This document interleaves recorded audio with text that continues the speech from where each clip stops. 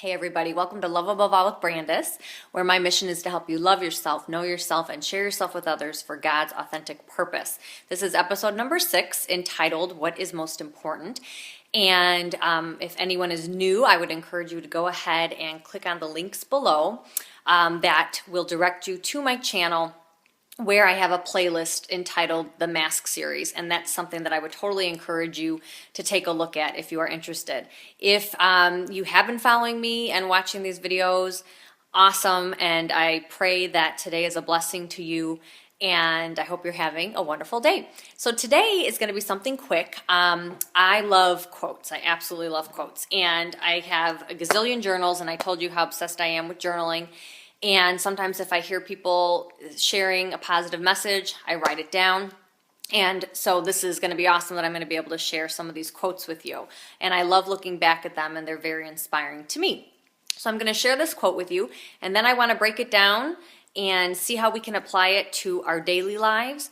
And it's something that is helping me just as much as I hope that it helps you. For me to get this message out and talk about it, it helps me internalize it as well. So hopefully we can work on how to apply it in our life together. So the quote that I want to talk to you about is from Deepak Chopra. I heard him on TV say this quote. I loved it, had to write it down. And I think he quoted somebody else, but that doesn't matter. This is the quote, so take a listen to it with me. He says, "The most important time in your life is now. The most important person in your life is the one that you are looking at in front of you right now. Next, the most important thing you can do in your life is what you are doing right now. And finally, the best way to prepare for what you want is what you do now. Now is the moment that never ends."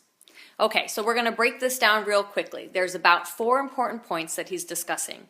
I want this to further help you truly go from the obsessive thinking mind more to your heart, more to an open heart. So we're going to take each one of those. We're going to see how we can apply that in our daily life in order to make that transition from our mind to our heart. So when we look at the first one,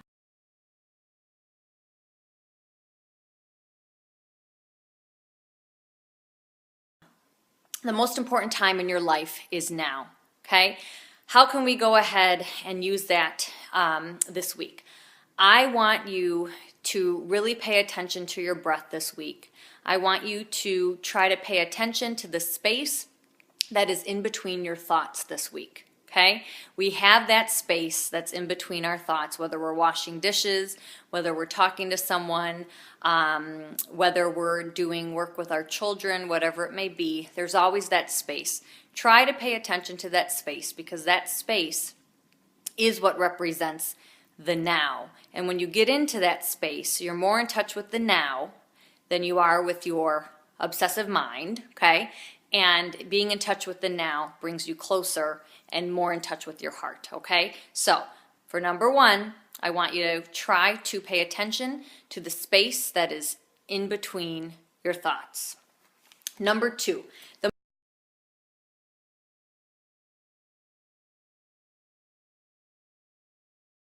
most important person in your life is the one that you are looking at right now. So whether you're at home with your family, you're at work, you're at the supermarket looking at a cashier, I want us to all try to really validate and know and understand that we are all spiritual beings. So when you're talking to that person in the supermarket, I want you to try to look beyond their story, look beyond any judgments that you may note or see, and I would like you to try to look past that and realize that you're spirit to spirit. Really try to see them, really try to understand and know that they're exactly like you, and understand that that's an important position for you. That's also to say the same thing with your family members, with people that you're working with or having a meeting with at that time, right? Maybe not being on our phones as much or looking at emails, or being worried and trapped in our mind, but really trying to focus and really see someone spirit to spirit, and understanding that we truly do have a purpose, being in that person's presence at that present time. So let's try to do that. Look at people spirit to spirit in our daily life as we are moving through our days this week. Number 3.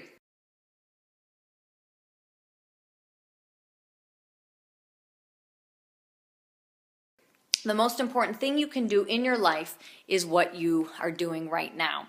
So to try to apply that this week, let's just try to really trust God. Let's just further emphasize and understand that wherever God has placed us, that's where we do definitely need to be for the time being. There's such a release. There's such an ability to shed a lot of your stress and obsessive thinking when you can truly accept that where you are is where God wants you to be.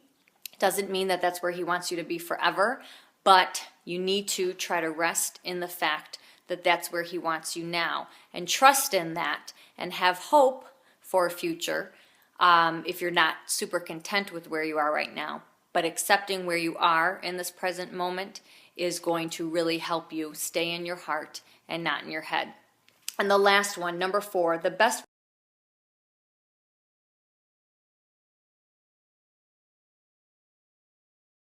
way to prepare for what you want is what you do now. Now is the moment that never ends. So when I think about that, I'm sure I'm just like you. We all have goals. We all have something big, possibly, that we want to be doing in the future. It could be something big, it could be something small, but there always tends to be something that we feel is more important than what we are actually having to do right now. And we can really shed, like I said, a lot of stress and grief and strife if we really can accept the moment. So what I would recommend this week is, if we have special goals or special things that we know is in our future, let's really try to focus on just a little piece, a little chunk of time, a little chunk of now that we devote to our future, rather than staying in our future, obsessing about where we want to go and missing the present and missing the future missing the present that lies with everyone around us. So again, what I'm saying is, let's just take a little chunk of time every day, whether it be 10 minutes that you devote, 20 minutes, whatever it may be. If there's a future goal out there that you're wanting to accomplish, say, okay, I'm going to block out this time. This is the only time that I'm going to really think about it. The rest of the day I'm going to devote to what God has purposed me to do, and I'm going to accept it and rest in it and be happy and content where I am.